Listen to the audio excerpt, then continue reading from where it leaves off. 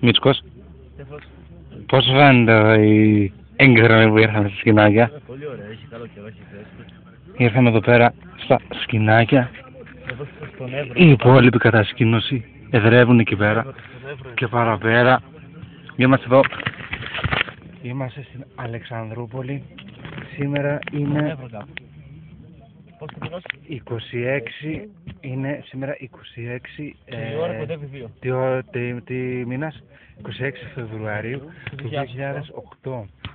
Και είμαστε σε έναν ελαιώνα λίγο έξω από την Αλεξανδρούπολη.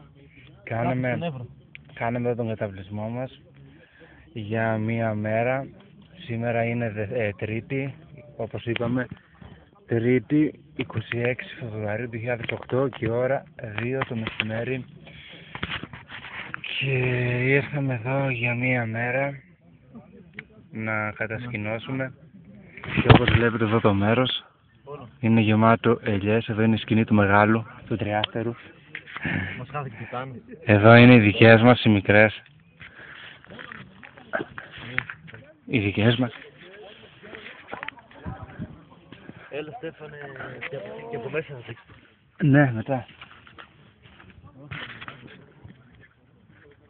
Εκεί πίσω είναι οι υπόλοιπες. Εδώ είναι μέσα το τσαντήρι. Άλλο το Τύρι News.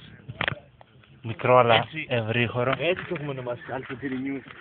Πάμε μια βόλτα παραπέρα.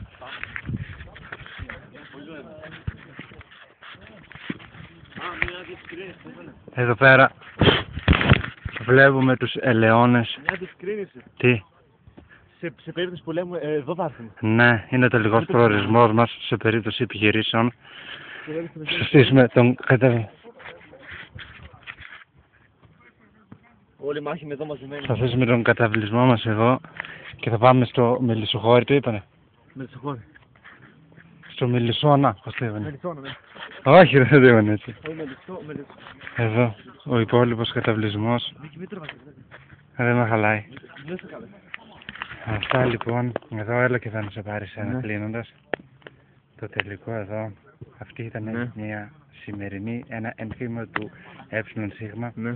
Εδώ στα σκηνάκια, η ώρα πήγε 2 ακριβώς και αυτά, αντίος. Τον ουρανό και τέλος.